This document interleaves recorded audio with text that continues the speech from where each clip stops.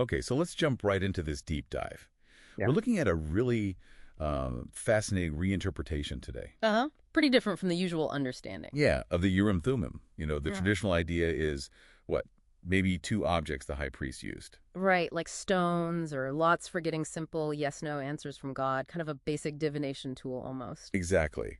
But the source we're digging into, the Urim Thummim arises, well, it paints a totally different picture. Completely different. It argues the Urim Thummim isn't two things at all.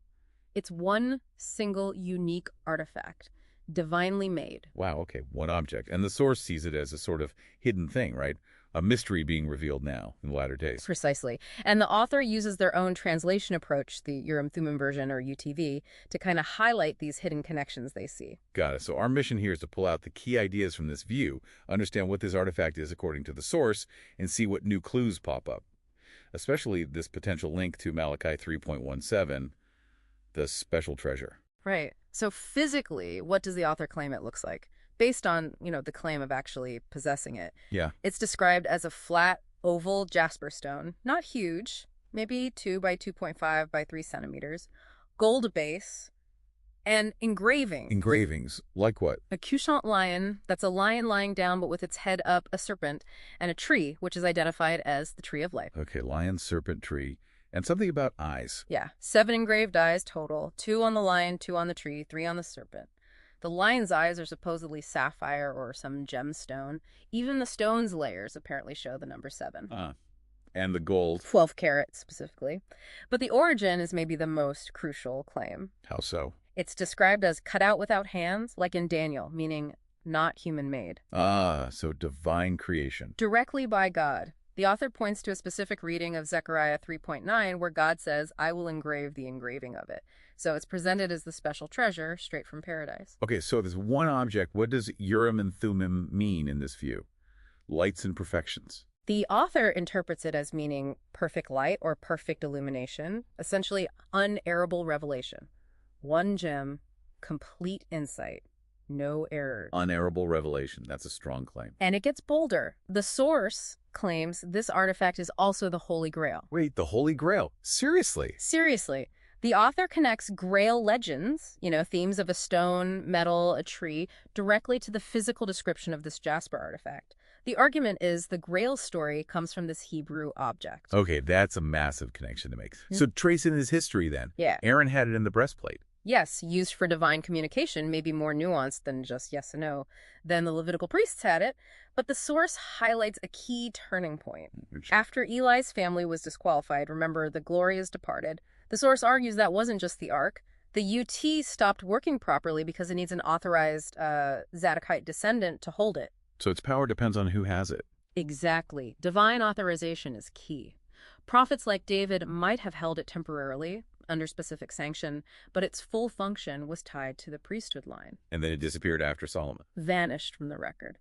The source sees this predicted in Hosea Israel without the UT until the latter days in Ezra, where the priesthood couldn't fully function until a priest with the UT appeared again. Which brings us back to his reappearance as this hidden thing. Right. Often translated mystery, but the author argues it refers specifically to the UT, hidden for ages but now exposed to view for his saints.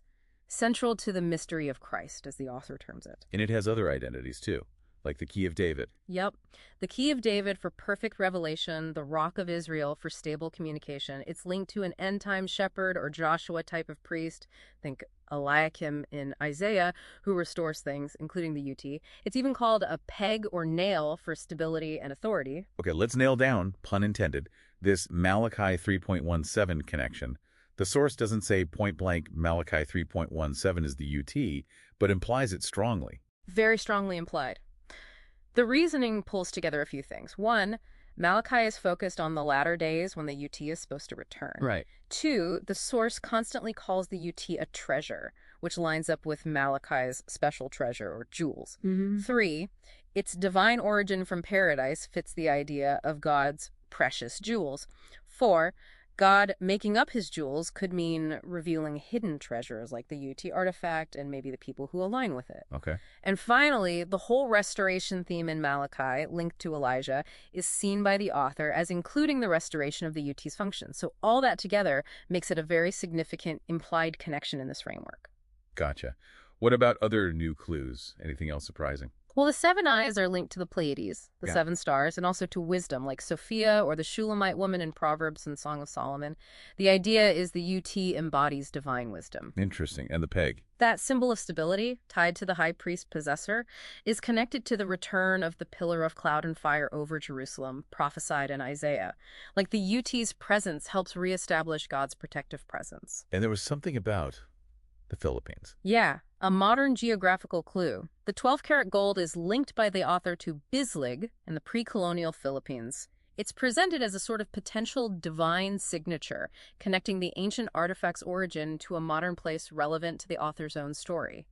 And the claim is the artifact is currently in Seattle with a supposed Zadokite descendant. Okay, so to wrap this perspective up, the Urim Thummim, viewed through this particular lens, isn't just some historical footnote. It's claimed to be a singular divine object, an unerrable oracle, maybe even the Holy Grail itself, central to end times, the mystery of Christ, and restoring direct divine communication. It really reframes a lot. Which leads to a final thought, maybe, for you listening. If this source is right, if a physical object hidden for centuries really is a key to unlocking biblical prophecy and God's plan, what questions does that raise about how we seek or expect to receive divine insight today? Makes you wonder.